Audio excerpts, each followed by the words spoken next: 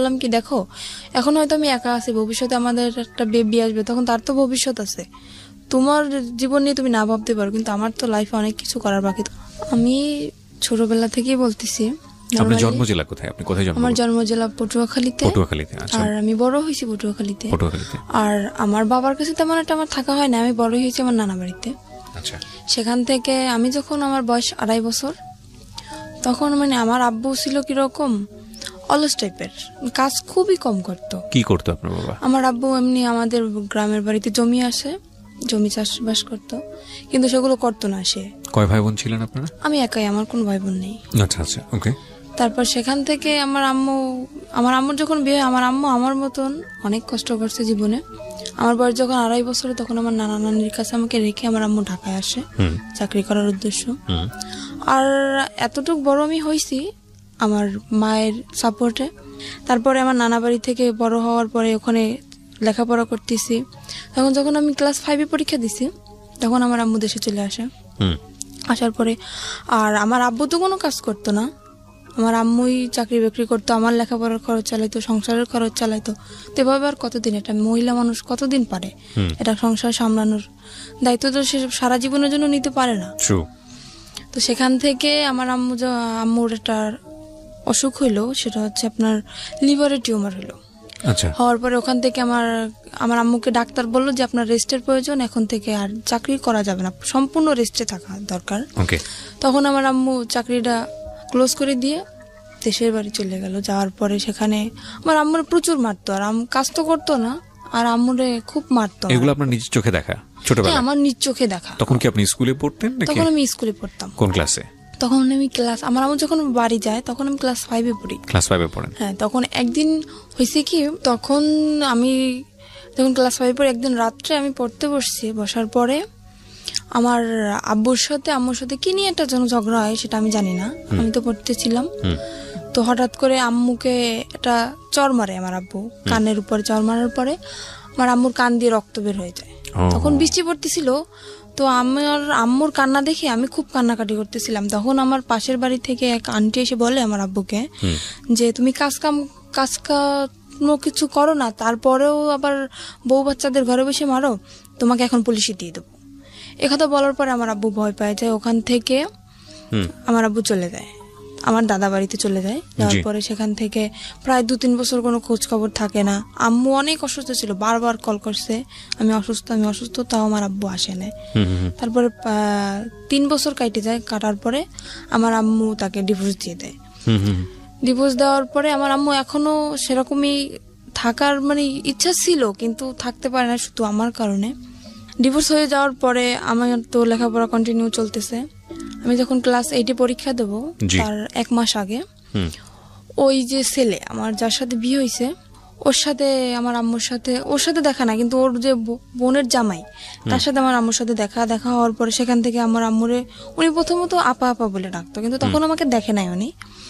না দেখার পরে যখন আমাকে উনি দেখলো, তখন আমার আম্মুকে প্রস্তাব দিল যে এরকম আমার একটা শালা আছে, তা আমি তার জন্য আপনার মেয়েটাকে নিতে চাই।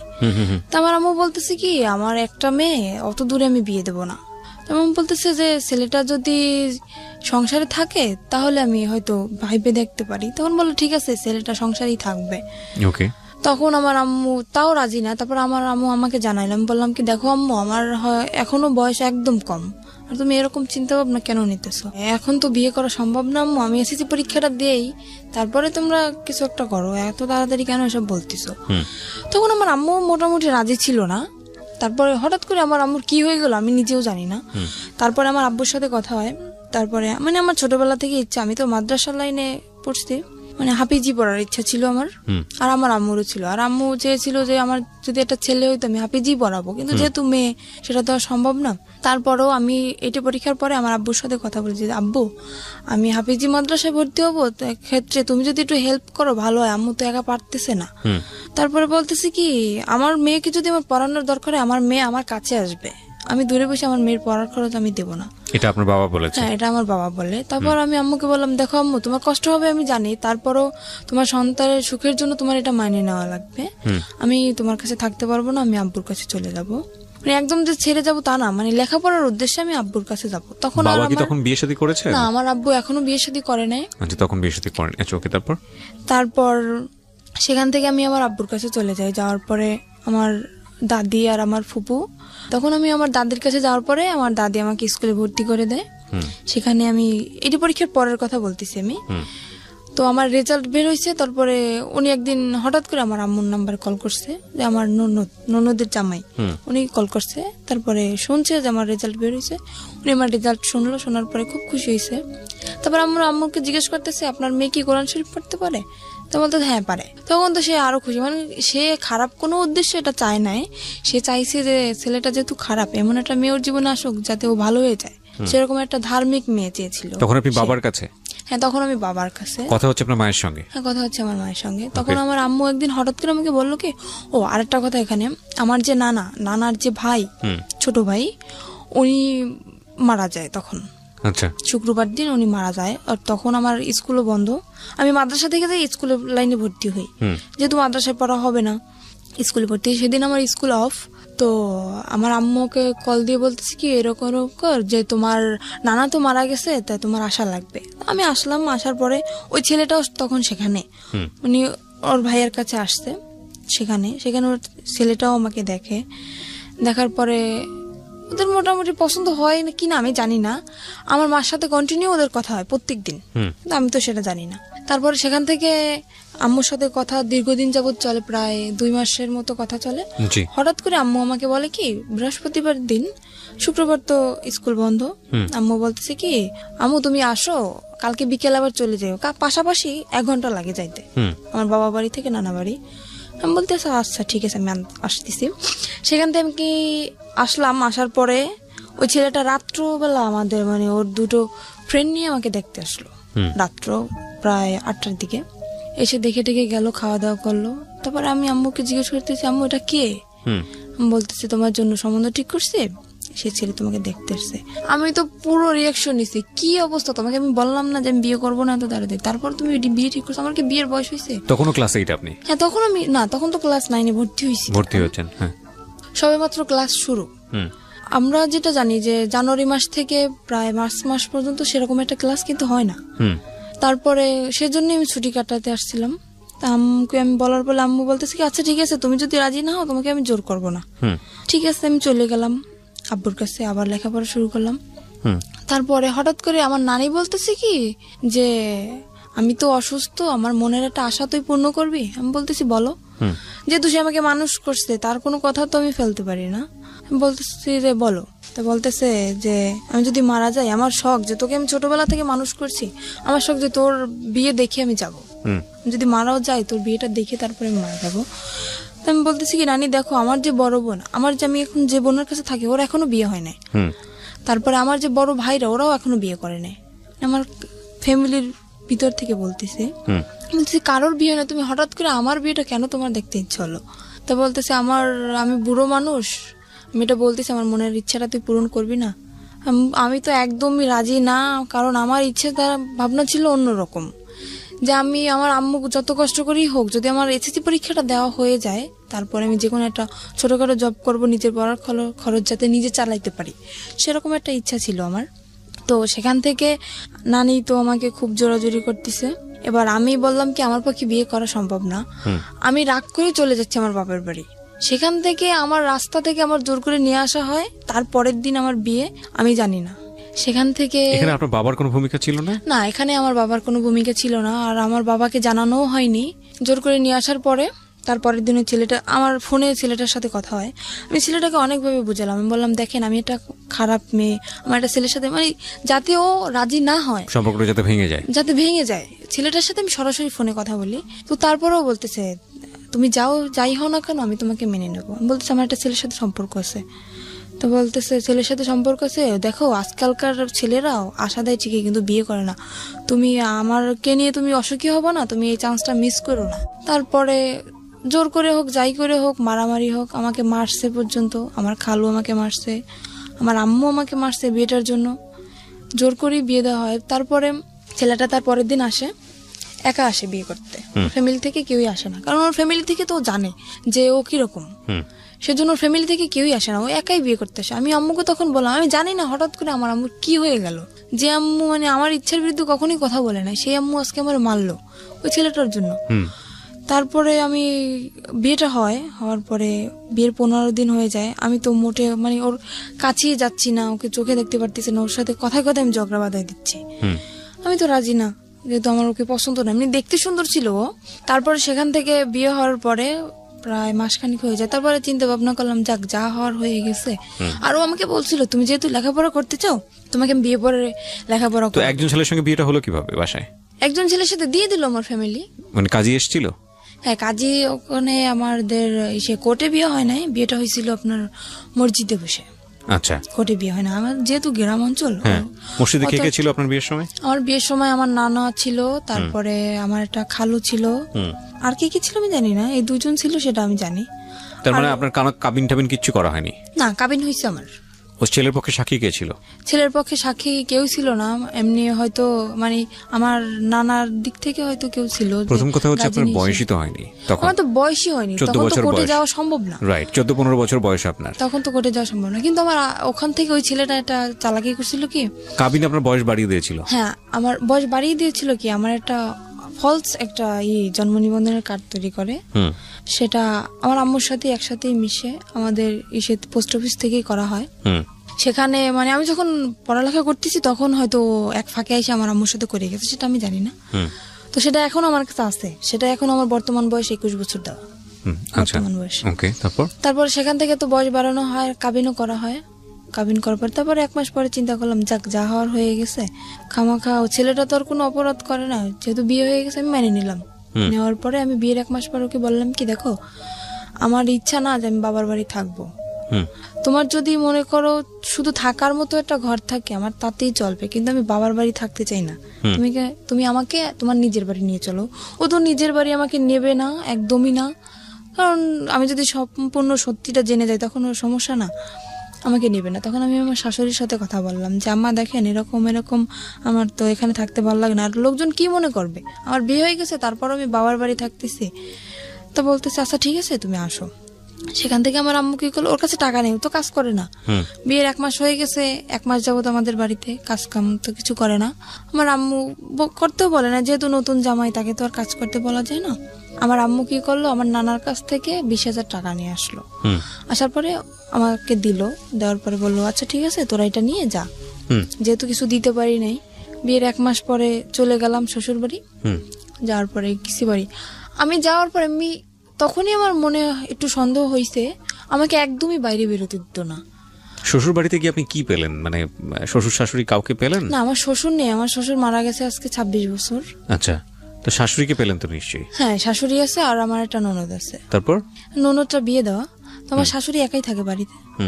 সেখানে যাওয়ার পরে আমাকে একদম বাইরে বেরোতে দিচ্ছে না, আর আমি যে গোসল করব সে গোসলের পানিটা পর্যন্ত আমার ঘরে আইনে দিচ্ছে আমার শাশুড়ি। আমি তো মহা খুশি যে এরকম একটা শাশুড়ি পাইছি আমি, যে আমার গোসলের পানিটা পর্যন্ত আমার ঘরে এনে দিতেছে, আমার বাইরে যাইতে দেয় না। দেখ আমি ভাবছি হয়তো আমি 5 ওয়াক্ত নামাজ পড়ি, হয়তো সেই কারণে আমার শাশুড়ি চায় না যে পরপুরুষ আমাকে দেখো, এর জন্য পানিটা এনে দেয়, কিন্তু তাদের মনের ভিতর তো অন্য কিছু। সেটা আমরা সামনের দিকে যাই।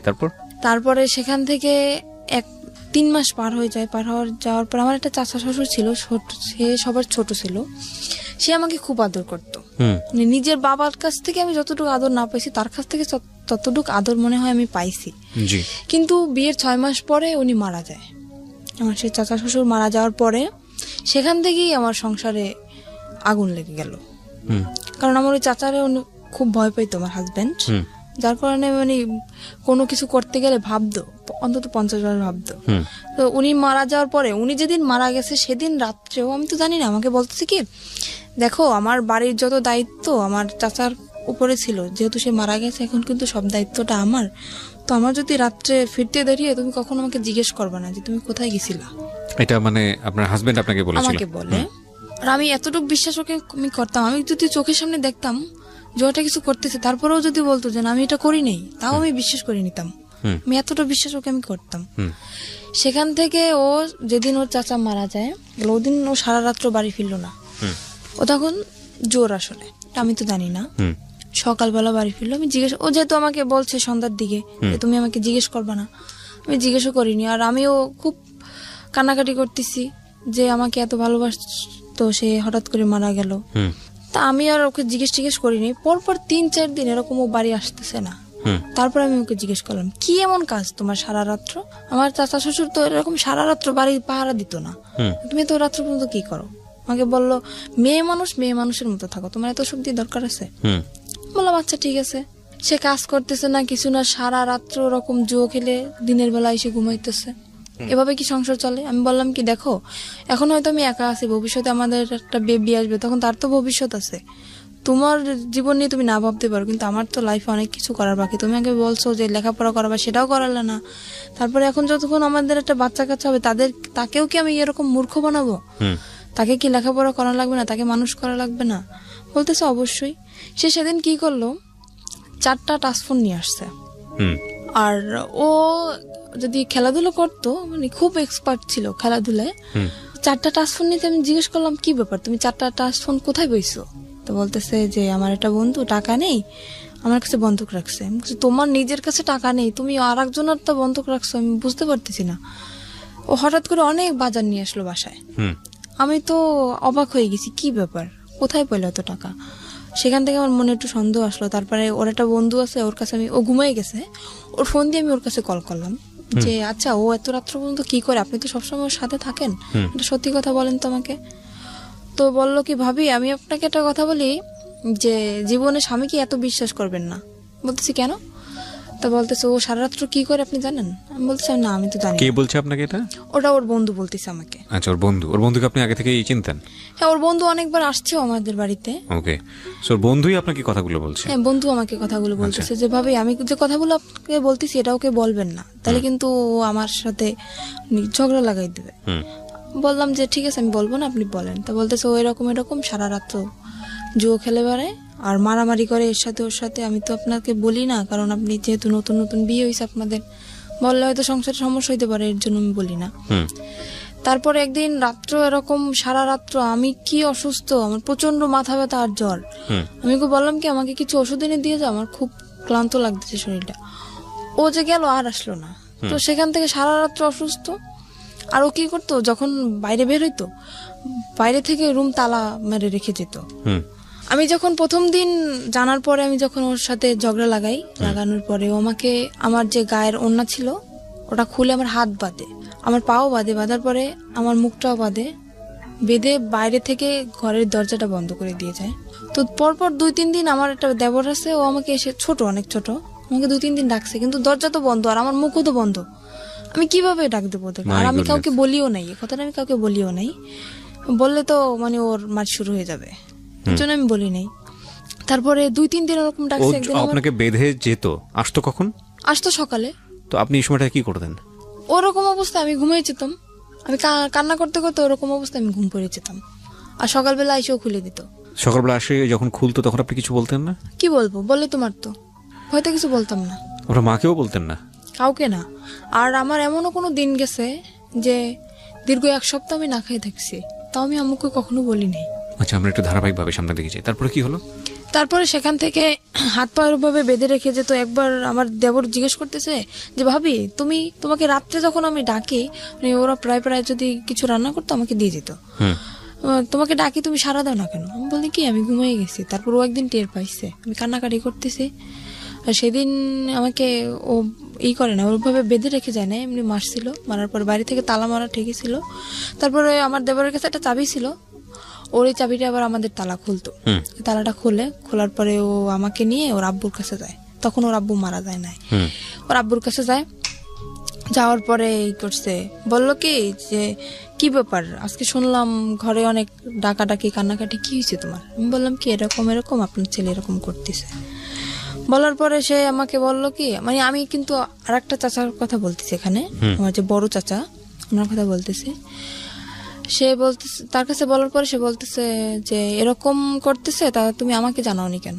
বলতেছে এমনিতেই জানাইনি, চাই না, আমি নিজেই শাসন করতে চাই ওকে, দেখি কি হয়, তারপরে যদি না শুনে তখন আপনাদেরকে আমি জানাবো। সেরকম চিন্তা নিয়েছিলাম আমি। তারপরের দিন আমার চাচা, ওর যে চাচা, আমি ওকে চাচা বলে ডাকতাম, ওকে ডেকে নিয়ে জিজ্ঞেস করে কিরে তুই এরকম করতেছিস কেন? ওখান থেকে ওকে পেয়ে গেছে। কেন আমি বললাম, আমি তো নিজের ইচ্ছায় বলি নাই, সে আমাকে ডেকে নিয়ে গেছে, তারপরে আমি বলছি। না, ওর চাচা তো মারা গিয়েছে, আপনি একটু আগে যেটা বললেন। না, ওর বড় চাচার কথা বলতেছি আমি, ওটা তো ওর ছোট চাচা ছিল। ওকে। সেখানে ওকে কেন আমি বললাম, আমার সেই চাচা শ্বশুরকে কেন আমি বললাম, ও সেখান থেকে তারপর আমার চাচা শ্বশুর বলল যে এখন ওকে ঘরে নিয়ে যাবে, ওর গায়ে যদি নেক্সট টাইম কখনো একটা ফুলের টোকাও পড়ে তাহলে তোকে বাড়ি থেকে বের করে দেবো। আমার চাচা শ্বশুর এটা বললো। সে ডাইরেক্ট তার সামনে বলে আসতেছে ওকে আমি এখন মারবো, যদি কিছু করতে পারেন করেন। আমাকে এই বলে হাত ধরে টেনে রুমের ভিতরে নিয়ে যেয়ে আমাকে আবারও মারে। কেন আমি বললাম। তারপরে সেখান থেকে আমার চাচা শ্বশুর বলল বাড়ি বসে এরকম করবা, পরের মেয়ে যদি কিছু একটা হয়ে যায় তখন আমরা মামলা খাবো, এটা হবে না, বাড়ি থেকে বের হয়ে যাও, দুজনেই বের হয়ে যাও। ঠিক আছে, বের হয়ে চলে আসলাম। আর আমারও ইচ্ছা ছিল যে মানে বাড়ি থেকে আমি বের হয়ে চলে আসবো, যেহেতু যদি বন্ধু বান্ধবের সাথে থাকে তাহলে আরো বেশি খারাপ হয়ে যাবে, এখানে থাকলে আমি ওকে ভালো বানাতে পারবো না। আমি চলে আসি, আমার বাবার বাড়ি চলে আসি। আসার পরে আমার আম্মু সব ওই নিজের মুখেই বলছে সবকিছু যে এরকম এরকম হয়েছে। বাড়ি থেকে বের হয়ে কোথায় আসেন? আমার বাবার বাড়ি আসছে। বাবার বাড়িতে? হ্যাঁ। সেখান থেকে যখন আমার আম্মু সবকিছু জানতে পারে এরকম এরকম, তখন আমার আম্মু বলতেছে এরকম একটা কাজ করলাম, আমার একটা মাত্র মেয়ে, আমি কি করলাম এটা। তখন আমার আম্মু বললে যে মানে আমাকে ওখান থেকে ডিভোর্স করাবে। আমি বললাম আম্মু দেখো, বিয়েটা কিন্তু তোমাদের ইচ্ছে হয়েছিল, আমার ইচ্ছে হয় নাই, কিন্তু আমি এটা পারবো না যে তোমাদের ইচ্ছে মতো সবকিছু করবো, এটা হবে না। তোমাদের ইচ্ছে মতো বিয়ে করছি, আবার তোমাদের ইচ্ছে মতো ডিভোর্স করবো, এরপরে আমার আবার বিয়ে হবে, সে তো এর থেকেও খারাপ হইতে পারে। তখন আমি কি করবো আম্মু? তখন আপনার লেখাপড়া কি বন্ধ? হ্যাঁ, লেখাপড়া বন্ধ। ওকে। তারপরে সেখান থেকে আমার আম্মু তো আমাকে ওখানে দেবেই না, একদম ডিভোর্স করাই দেবে। ওকে বলতেছে তুমি চলে যাও। ও চলে আসে, আসার পরে সেখান থেকে ওকে বলার পরে ও চলে আসে।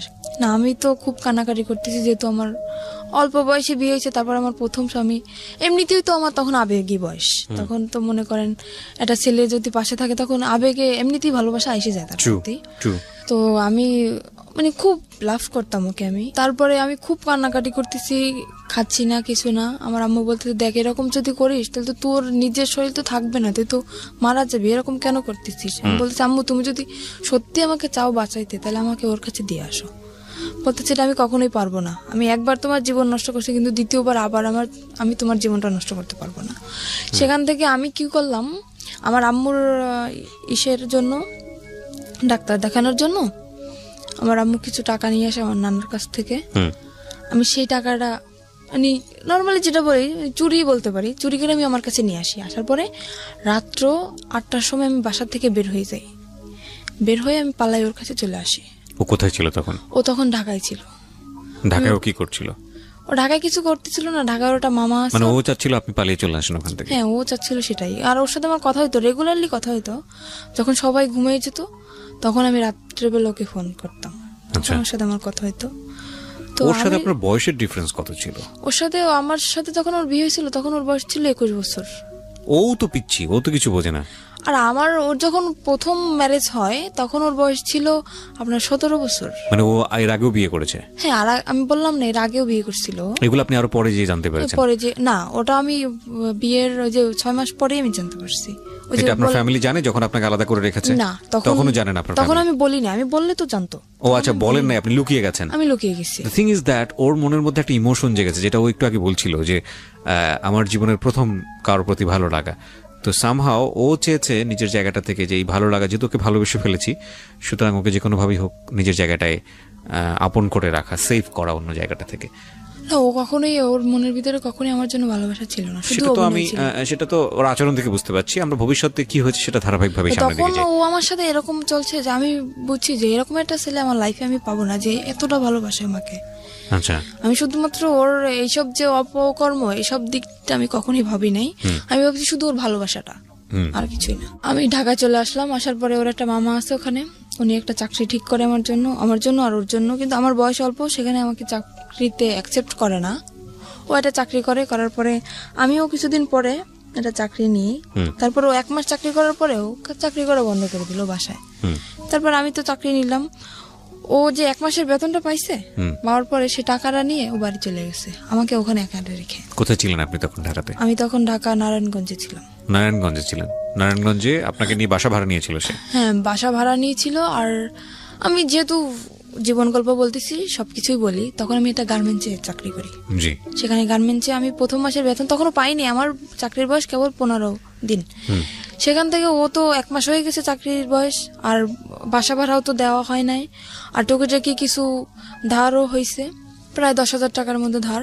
ও বেতনটা পায়ে বাড়ি চলে গেছে না বলে, ফোনটাও অফ, আর আমার ফোনটাও নিয়ে গেছে। এবার আমি কি করব, সেখানে বেতন পাই নাই, ও বেতন পেয়ে চলে গেছে, বাসা ভাড়া 1 মাসের, টুকিটাকি দেনা, ইচ্ছা ছিল দুজনেই বেতন পাবো, বেতন পেয়ে সব দেনা ধারগুলো শোধ করে দেবো। এখন আমার তো আমি কি করব ভাবতে পারতেছি না। তখন আমি আম্মুর কাছে কল করলাম যে আম্মু, তোমার জামাই অনেক অসুস্থ, টাকা নেই, তুমি কিছু টাকা পাঠাও। আম্মুর কাছ থেকে 10,000 টাকা নিলাম, আর না মানে আম্মু নিজেই আসলো ঢাকায়, আসে দেখতেছি যে নেই। তখন আম্মু বললো কি যে তুই এত মিথ্যা কথা কেন বলতেছিস আমার সাথে? আমি কোনোদিন মিথ্যা কথা বলি নাই, সেই মানুষ আমি ওর জন্য অনেক মিথ্যা বলছি আমার ফ্যামিলিতে অনেক। আম্মু এসে দেখার পরে বলতেছে কি, তুই এরকম একটা মিথ্যা কথা আমার সাথে বলতে পারলি যে ও করলো এটা আর তুই বললি আরেকটা। তখন আমার আম্মু ওখান থেকে সবার ধার শোধ করে আমাকে ওখান থেকে নিয়ে আসে। নিয়ে আসার পরে বাড়ি আমাকে আটকায় দেয়, একদম ফুল আটকায় দেয়। আমার পাশে মনে করেন বডিগার্ড হিসেবে প্রত্যেক সময় 3-4 জন লোক আছে, কেউ না কেউ আছে আমার পাশে, আমাকে বডিগার্ড হিসেবে পাহারা দিচ্ছে তারা। তখন আমি কিভাবে যাব? আমার তো কি কষ্ট হচ্ছে সেটা তো আমি বুঝতেছি, যে আমার বুকের ভিতরটা কিরকম ফিল হচ্ছে। তো সেখান থেকে আমাকে আটকানো তো হইলই, প্লাস আমাকে জোর করে ডিভোর্স করানো হবে। কাজী আমার বাসায় চলে আসছে। ওকে। আমি বললাম কি, আপনি কি মামলা খাইতে চান? আমি কাজীকে বললাম, আপনি কি মামলা খাইতে চান? বলতেছে কেন? বলছে আমি ডিভোর্স করবো না, আপনি জোর করে ডিভোর্স করেছেন, আমি কিন্তু আপনার নামে মামলা করে দেবো। তো কাজী ভয় পেয়ে গেছে, কাজী বলতেছে আমি ডিভোর্স করতে পারবো না। কাজী চলে গেল। যাওয়ার পর সেখান থেকে আমি আবারও পালায় চলে গেলাম। আমি পালালাম কখন? তখন ফজরের আজান দিছে। ফজরের আজানের সময় আমি বাসা থেকে বের হয়ে গেছি। আমি নামাজ পড়ার দিয়ে আমি উজু করতে বের হয়েছি, সেখান থেকে আমি বের হয়ে গেছি। বের হয়ে আমার শহরে যাইতে আপনার প্রায় 1 ঘন্টা সময় লাগে, গ্রামের দিকে তো বাড়ি। সেখান থেকে আমি গাড়ি থেকে নেমে ওকে কল করলাম যে আমার কাছে টাকা নেই, তুমি টাকা পাঠাও, আমি আসবো। তো বলতেছে আমার পক্ষে টাকা পাঠানো সম্ভব না। আমি কি করলাম, আমার বিয়ের সময় যে নাকফুল দেওয়া হয়েছিল আমাকে, নাকের ফুল, ওটা আমি বিক্রি করে দিলাম শহরে গিয়ে। বিক্রি করে সেখান থেকে আমার 700 টাকা আসলো। আমি সেই টাকাটা দিয়ে ওর বাড়ি চলে গেলাম। যাওয়ার পরে সে তো আমাকে মাইনে নিচ্ছে না। কেন তুমি আমার মাইনে নেবে না? বিয়ের 1 বছর পরের কথা বলতেছি আমি। সে আমাকে মানবে না। ওই কি অন্যায় করছি আমি? তুমি কেন আমাকে মানবা না? আমি কি অন্য কারোর সাথে রিলেশন করছি বা কারোর সাথে ভেগে গেছি, তারপরে 6 মাস পরে তোমার সাথে আছি? কেন তুমি আমাকে এরকম করতেছো আমার সাথে? সে বলতেছে ঠিক আছে, একটা শর্তে আমি তোমাকে রাখতে পারি, আমি কোনো কাজ করতে পারবো না, তুমি আমাকে চাকরি করে খাওয়াবা। ঠিক আছে। তো সেখান থেকে আমি যশোরে চলে গেলাম। সেখানে আমার একটা ফুফু শাশুড়ি আছে। যশোরে কি ওকে সাথে নিয়ে গেলেন? হ্যাঁ, ও আমাকে নিয়ে গেছে আমার ফুফু শাশুড়ির কাছে। ওকে। আর ওনার মেয়ের নিজস্ব পার্লারের আছে, বিজনেস আছে। সেখানে আমাকে 3 মাস ট্রেনিং করানোর পরে আমি মোটামুটি কাজ সবকিছুই শিখি। শেখার পরে ওখানে আমার চাকরিও হয়ে যায়। তখন আমার বেতন ছিল 16,000 টাকা। আর আমি বেতনের যত টাকা পাইতাম, বেতন পাওয়ার সাথে মানে ও আমার সাথে থাকতো না, কিন্তু যেদিন আমি বেতন পাইতাম ওদিন চলে আসতো, সব টাকা নিয়ে যেত। হাত খরচের টাকা রেখে সব টাকা নিয়ে যেত। নিয়ে ও বলতো কি যে আমার মানে আমাদের বাড়ি তো এমনি ও বলতেছে যে আমার 2তলা বিল্ডিং করার ইচ্ছা, তো এই টাকাটা নিয়ে আমি ব্যাংকে রাখতেছি। আসলে কোনো কিছুই করতো না, ও টাকাগুলো শুধু ফাও নষ্ট করতো। আর মেয়েদের সাথে মনে করেন আসার পরে ও ফোন অফ করে রাখ, ফোনের উপরে ফোন আসতেই থাকতো মেয়েদের ফোন। তারপরে সেখান থেকে টাকা নিয়ে গেল। 2-3 মাস এরকম চাকরি করার পরে এরকম টাকা নিয়েই যাচ্ছে। আমি বলতেছি কি আমি বাড়ি যাব, তুমি কোথায় টাকা রাখতেছো আমি এটা দেখবো। সে আমাকে বাড়ি নেবে না। তখন একটা মেয়ের সাথে ওর রিলেশন চলতেছে।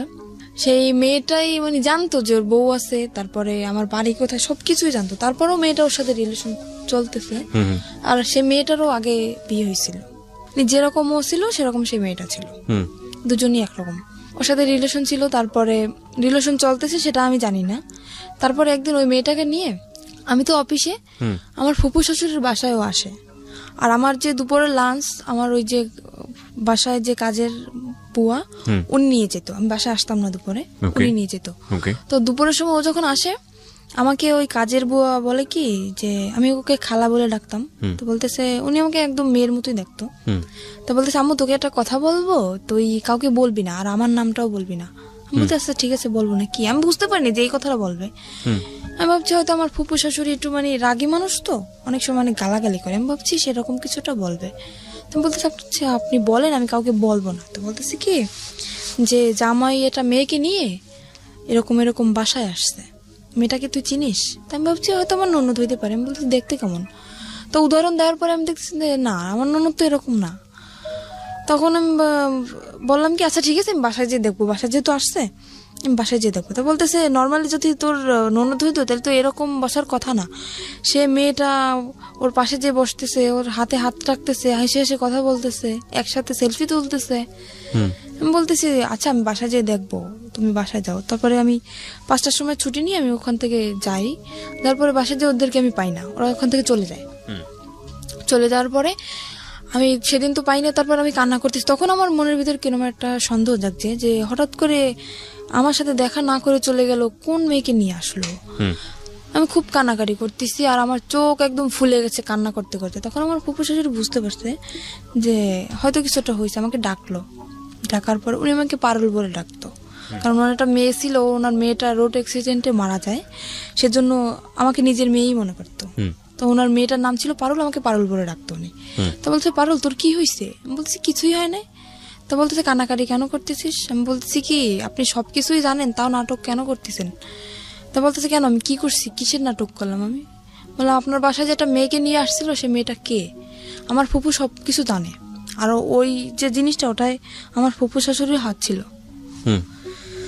তারপরে প্রথম বুঝতে পারিনি, তারপরে মানে নিজের ভিতর থেকে চিন্তা ভাবনা করে দেখলাম যে সে যেহেতু জানবে না, তাহলে এরকম একটা কাণ্ড কিভাবে ঘটলো? তার বাসায় মেয়েটাকে নিয়ে আসলো, ওর ইচ্ছা ছিল যে আমাকে প্রথমত দেওয়ার ইচ্ছা ছিল না, ওখানে যেখানে আমাকে বিক্রি করা হয়েছে দেওয়ার ইচ্ছা ছিল না। ওর ইচ্ছা ছিল যে মানে ওই মেয়েটাকে ও দেবে ওখানে। তো ওই মেয়েটা রাজি হয় না, মেয়েটা বললো কি ওকে একটা শর্ত দিল যে আমি যাইতে পারি ওই জায়গায়, তুমি যদি আমাকে বিয়ে করো তাহলে আমি যাবো। তারপরে সেখানে ওই মেয়েটাকে নকল রেজিস্ট্রি করে ও বিয়ে করে। এবার সেখান থেকে ওই মেয়েটাকে নকল রেজিস্ট্রি করে বিয়ে করে। বিয়ে করার পরে আমি যখন জানতে পারি যে ওর সাথে বিয়ে হয়ে গেছে, তখন আমি ওখান থেকে বাড়ি চলে যাই। বাড়ি চলে যাওয়ার পরে দেখতেছি ওরা দুজনই বাড়ি। জিজ্ঞেস করলাম কি ব্যাপারে, মেয়েটা কে? আমাকে সেখান থেকে বাড়ি একদম ঢুকতেই দিল না, মানে রুমের ভিতরে ঢুকতেই দিল না। মেয়েটা তো রুমের ভিতরে, ও তো জানে যে বউ আছে। বাড়ি মানে আপনার শ্বশুর বাড়ি? হ্যাঁ আমার শ্বশুর বাড়ি। ও তো কোনো অ্যাকশন নিচ্ছে না, কিন্তু আমি তো পুরা একদম মনে করেন একটা মেয়ের কখনোই চাইবে না যে তার স্বামীর লাইফে অন্যটা মেয়ে আসুক। আমি তো অনেক রাগারাগি করতেছি, চিল্লাপাল্লা করতেছি। ও সেখান থেকে আমাকে নিয়ে গেল একটা হোটেলে। তারপরে সে হোটেলটা আমার একটা আত্মীয়র, সেই হোটেলে নিয়ে যেয়ে আমাকে বললো দেখো এরকম এরকম একটা মেয়েকে ওকে আমি বিয়ে করিনি, ওর সাথে আমার নকল রেজিস্ট্রি, ওর সাথে আমার ঘর সংসার করার ইচ্ছা না, ওকে আমি ছেড়ে দেবো। বলি কেন তুমি এরকম করলা? তুমি তো আমার সাথে এরকম করতে পারবা, কেন করলো? মেয়েটা জীবনটা কেন তুমি নষ্ট করলা? তা বলতেছে ওর বাবা মার অনেক টাকা পয়সা আছে, তো মানে আমাকে লোভ দেখাচ্ছে, ও টাকা লোভ দেখাচ্ছে। ওর বাবা মার অনেক টাকা পয়সা আছে, কিছু টাকা পয়সা নিয়ে আমি ওকে ছেড়ে দেবো। আমি বলতেছি এটা কখনোই হবে না। আমি একটা যেরকম আমার মনে যেরকম কষ্ট হয় আমার স্বামীর জীবনে অন্য কেউ আসলে ঠিক ওরও সেরকম কষ্ট, আমি এটা মানবো না। তারপরে সেখানে ওই মেয়ের যে নানি, ওই মেয়েটার নানি কল করছে ফোনে। আমি ফোনটা রিসিভ করি। আমি বললাম কি মেয়ে যে বিয়ে দিছেন জানেন যে ছেলে কি করে? বলতেছে হ্যাঁ জানি। ছেলে কি করে? বলতেছে ছেলে তো রোলার মেশিন চালায়। বলতেছি সম্পূর্ণ ভুল, ও কোনো কাজ করে না। বলতেছে তুমি কি বলতেছো? আমি বলতেছি আমি ওর বউ। বউ মানি? কিন্তু বউ মানে আপনি জানেন না যে ওর আগে আরো একটা বউ আছে? তো বলতেছে না তো, ও তো বলছে যে আমি আগে বিয়ে করছিলাম, তার সাথে ডিভোর্স হয়ে গেছে। যে ডিভোর্স হয়ে গেছে তাহলে ও আমার সাথে কেন এখন? তারপরে বললো কি আচ্ছা এই করছে, আমরা থানায় মামলা করব, তুমি থানায় আসো। আমি বলতেছি মামলা করার দরকার হলে আপনারা করেন, ভুল আপনারা করছেন, মামলাটা আপনারাই করবেন, আমি করব না। আপনারা কি করবেন আপনারা নিজেরা ডিসিশন নেন, এর ব্যাপারে আমি কিছু বলবো না আপনাদের। তো ওরা, আমি তো সেখান থেকে আমাকে বললো কি তুমি যেখানে আছো সেখানে যাও, ও মেয়েটাকে আমি কিছুদিনের ভিতরে ছেড়ে দিয়ে আমি তোমার কাছে আসতেছি। আপনি তখন যশোরে? আমি তখন যশোরে না, তখন আমাকে খুলনা একটা হোটেলে নিয়ে যায়। খুলনায়, যশোর খুলনা তো পাশাপাশি জেলা। কত এই কথাগুলো হচ্ছে কোথায়? খুলনায় বসে? হ্যাঁ খুলনায় বসে একটা হোটেলের ভিতরে হচ্ছে। তো আপনাকে যেতে বলছে কোথায়? যেতে বলছে আমি যেখানে চাকরি করি ওখানে আমাকে। সেটা তো যশোরে? হ্যাঁ যশোরে। ওকে। ওখান থেকে আমি যশোরে চলে যাই। চলে যাওয়ার পরে মানে যেটা বললাম আমি বিশ্বাস করলাম আবারও। ওখান থেকে যশোরে চলে যাই। যাওয়ার পরে ও মেয়েটাকে নিয়ে আবার ওই বাসায় আসে। ওই বাসা বলতে? আমার যে ফুপুর বাসায় আবার আসে। আপনার আপন ফুপু? না, ফুপু শাশুড়ি। ফুপুর শাশুড়ি। ওকে। ওনার বাসায় আবারও আসে।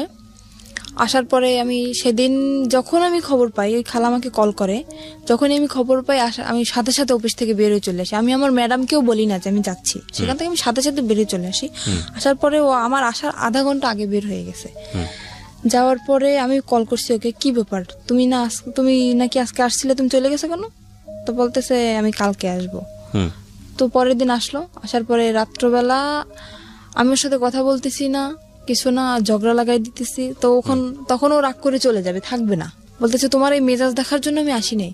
এখানে আমার তো রাগ করাটা স্বাভাবিক, যেখানে আমার স্বামীর সাথে আমার থাকার কথা, আমি চাকরি করতেছি এক জায়গায়, আমার স্বামী আর এক জায়গায় থাকতেছে, তার সাথে অন্য একটা মেয়ে, বুঝতেছি না, মানে আমার অ্যাকশন নেওয়ার কথা, সে জায়গায় উল্টো আমার সাথে রাগ দেখাইতেছে। আমি এখানে থাকবো না, আমি চলে যাবো। বলছি যাও, আমি রাগের মাথায় বলতেছি তুমি যাও।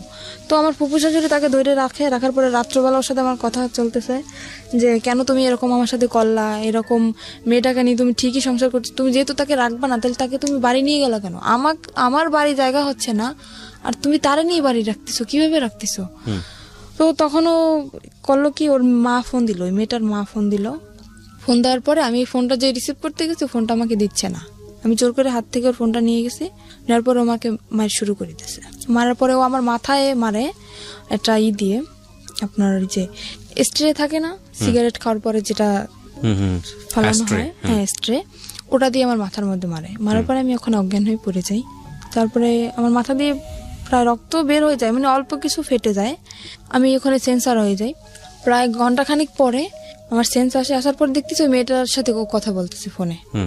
তখনও কথা বলতেছে যে আমার ওয়াইফ এদিকে অজ্ঞান, সেদিকে ওর কোনো খেয়াল নেই, ও সে মেয়েটার সাথে কথা বলতেছে। আমি তখন ওকে দরজা খুলে দিলাম, দারোয়ানকে ডাকলাম, ডাকার পরে আমি বললাম তুমি এখন বের হয়ে যাও। তখন রাত্র 3টা। সেখান থেকে বের হয়ে গেল। যাওয়ার পরে 4-5 দিন পরে আবার আসলো। আসার পরে আমাকে বলতেছে কি যে, আমাকে শারমিন বলে ডাকে, শারমিন আমি যা করছি আসলে আমার আসলে অন্যায় হয়েছে। তো ও ওখান থেকে, মানে ওই মেয়েটা যাবে না, আমাকে বললো কি তোমাকে নিয়ে আমি এক জায়গায় বেড়াতে যাব। আমি ওকে আবারও কিন্তু ক্ষমা করে দিলাম, এত অন্যায় করার পরেও। মানে আপনি মেনে নিলেন যে ওই বউ থাকা অবস্থায় আপনি থাকবেন না? তাহলে ও বলছে মেয়েটা নেই। মেয়েটা কোথায় গেছে? চলে গেছে। ও মেয়েটা চলে গেছে তারপরে? হ্যাঁ, ও বলছে যে মেয়েটা চলে গেছে, আসলে যায় না, মেয়েটা ওর বাড়িতে। ওকে।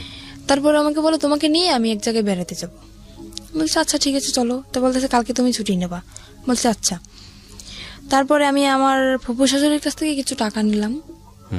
নেওয়ার পরে ও আমাকে নিয়ে, মানে আমার লাইফে ফার্স্ট আমি ওই জায়গাটা যখন দেখি, আমাকে একটা জায়গায় নিয়ে যায়, সেখানে সব মেয়েরা, সেখান থেকে আমি দেখার পরে আমি বলতেছি কি ব্যাপার, তুমি আমাকে কোথায় নিয়ে আসছো? তা বলতেছে কি এটা একটা হোটেল মেয়েদের, এখানে শুধু মেয়েরাই থাকে, এখানে কোনো ছেলেরা থাকে না। আমি বলতেছি ছেলেরা থাকে না তো তুমি ঢুকলা কিভাবে এখানে? তো বলতেছে তুমি বুঝবো না, এখানে একটা মেয়ের সাথে আমার সাথে এটা কথা হয়েছে, একটা মেয়ের সাথে আমার সাথে বন্ধুত্ব, ওর সাথে আমি দেখা করতে আসছি এখানে। বলতে দেখা করতে আসছো তো আমাকে নিয়ে আসছো কেন? তা বলতেছে তুমি চলো, তোমাকে দেখতে চাইছে। আচ্ছা ঠিক আছে চলো।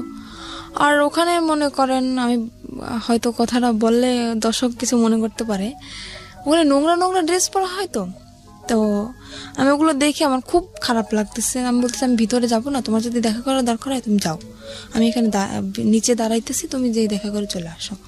তো বলতেছে না তোমার যাওয়াই লাগবে। আমাকে নিয়ে দোতলায় গেল, ওরা দোতলা সিস্টেম, দোতলায় গেল। যাওয়ার পর একটা রুমের ভিতরে ঢুকানো হলো, ও রুমটা ভিতর থেকে বন্ধ করে দিল। কে বন্ধ করলো? আমার হাজবেন্ড ভিতর থেকে বন্ধ করে দিল, আমার সাথেই ও ভিতর থেকে বন্ধ করে দিল। সেখানে কিছুক্ষণ কথাবার্তা আমার সাথে বলার পরে বলতেছে তুমি এখানে বসো, ও তো আবার সিগারেট খায়, তো বলছে তুমি এখানে বসো, আমি একটু সিগারেট খেয়ে আসি, নিচের থেকে নিয়ে আসি, এটা বলে চলে গেল। ঘন্টার পর আমার ফোনটা নিয়ে গেছে যাতে আমি কারোর সাথে যোগাযোগ করতে না পারি। ঘন্টার পর ঘন্টা কাটে গেল, তার কোনো খবর নাই, কি ব্যাপার। তারপর আমি ওখানে একটা খাট ছিল, শুধু খাটই ছিল, রুমের ভিতর শুধু খাট, আর কিছু ছিল না তখন। তারপরে আমি ওখানে ঘুমিয়ে যাই। ঘুমানোর পরে তখন আমি রাত্রে খাইও না, আর রাত্রে আমার রুমে কেউ আসেও না ওখানে। তারপর সকাল হয়ে যায়, সকাল হওয়ার পরে আমি বুঝতে পারিনি যে সকাল হয়েছে। আমি ঘুমাই যাওয়ার পরে এবার সকালবেলা একটা মেয়ে আসলো, আমার জন্য নাস্তা নিয়ে আসছে। আমি বলতেছি কি আচ্ছা আমার হাজবেন্ড কোথায় বলতে পারেন? বলতেছে আপনার হাজবেন্ড কে? আমি বলতেছি আমার হাজবেন্ড কে মানে আমার সাথে যে আসছে উনি আমার হাজবেন্ড। তো বলতেছে তা তো জানি না, আপনি ম্যাডামের কাছে জিজ্ঞেস করে নেন। তারপরে সকালে নাস্তা করলাম। আমি বলতেছি কি ব্যাপার, আমাকে আপনার হাজবেন্ডের কাছে ফোন ছিল না? হ্যাঁ ওর কাছে তো ফোন ছিল। আপনার কাছে ফোন ছিল না? আমার ফোনটা তো নিয়ে গেল। নিয়ে গেছে। বললাম না যে আমার ফোনটা নিয়ে গেছে যাতে আমি কারোর সাথে যোগাযোগ করতে না পারি। এবার তো আপনি ওই যে কোনো কারো কাছ থেকে ফোন নিয়ে তোর নম্বরে ফোন দিতে কিভাবে দেবো, আমি তো রুমের ভিতরে আটকানো, আর ওখান থেকে তো আমার কল ওকে করার বাইরে কোনো থেকে সিস্টেম আটকে দিয়ে গেছে। হ্যাঁ, বাইরে থেকে আমাকে তালা মেরে রেখে গেছে।